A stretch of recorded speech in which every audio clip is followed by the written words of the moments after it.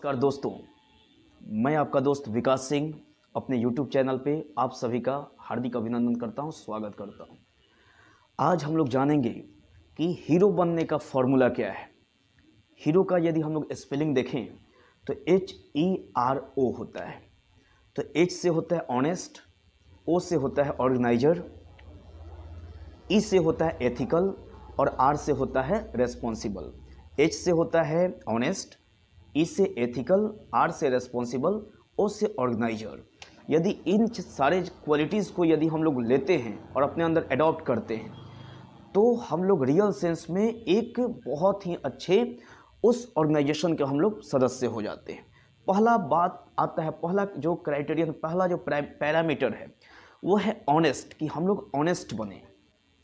Honesty मतलब कि अपने फील्ड में, अपने वर्क में पूरे 100% एफिशिएंट, पूरे 100% एकदम इंटीग्रल जब हमारा परफॉर्मेंस होता है तो हम लोग ऑनेस्ट कहलाते हैं।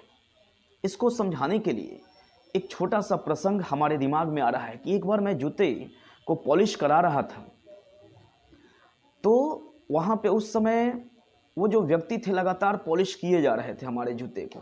10 मिनट हुआ, 15 मिनट हुआ, 20 मिनट हुआ, 25 मिनट हुआ। तो इस कंडीशन में हमने देखा क्या कि हम उनको बोले कि अंकल जी, जितना पॉलिश लोग करते हैं उतना आपने कर दिया है, फिर भी आप इतना पॉलिश क्यों किए जा रहे हैं, उससे ज़्यादा मैं पैसा नहीं दूंगा।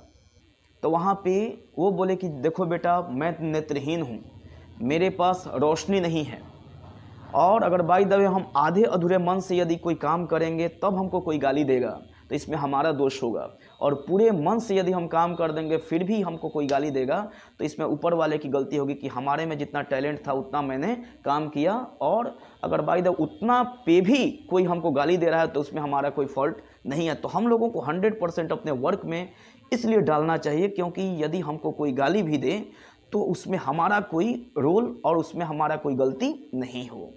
तो इससे होता है ऑनेस्ट, हम ड्राई ऑनेस्ट बने, और यदि हम लोग ऑनेस्ट बनेंगे तो हमारी धीरे धीरे लोकप्रियता जो है वो लगातार बढ़ती चली जाएगी। इससे होता है एथिकल, हम लोग सिद्धांतवादी बने, हम लोग नैतिकता को पालन करने वाले लोग बने।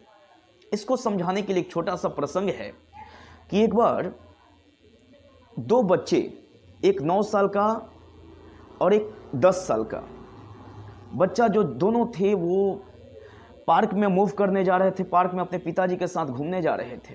लेकिन लिखा हुआ था कि 5 साल से जो कम उम्र के जो बच्चे हैं उनका 20 रुपया नहीं लगेगा, उनको फ्री ऑफ कॉस्ट उनको एंट्री हो जाएगी, और यदि जो 5 साल से बड़े हैं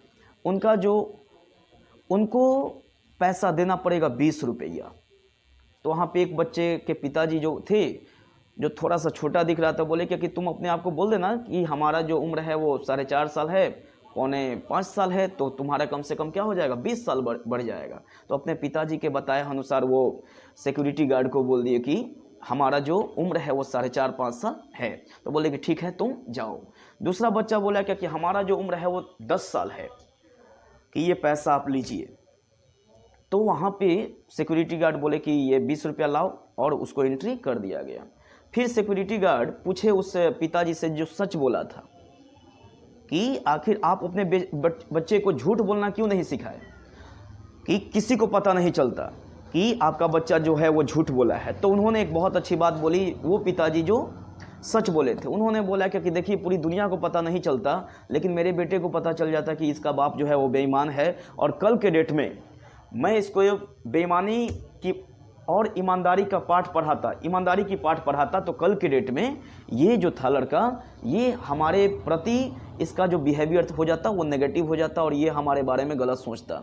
तो ईमानदारी से बड़ी कोई विरासत हम लोगों के लिए होती नहीं है। HER।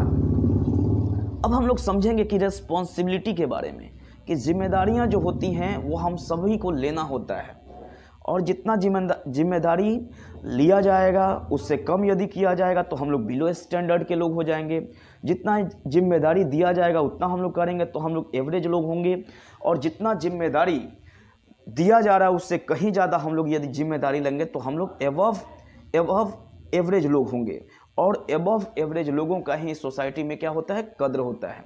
तो हम सभी को रेस्पॉन्सिबिलिटी होल्ड करना है। यदि हम एक शिक्षक हैं तो हमारी जिम्मेदारी है क्या कि हम बच्चों को अच्छे से पढ़ाएं। यदि हम एक बिजनेसमैन हैं तो हमारी ये जिम्मेदारी है कि जो भी कस्टमर्स हैं वो अच्छे से हमारे से डिलाइटेड हों, सेटिस्फाइड हों। यदि हम एक डॉक्टर हैं तो हमारी जिम्मेदारी बनती है कि जितने सारे मरीज हमारे पास आ रहे हैं तो वो लोग खुश होकर जाएं।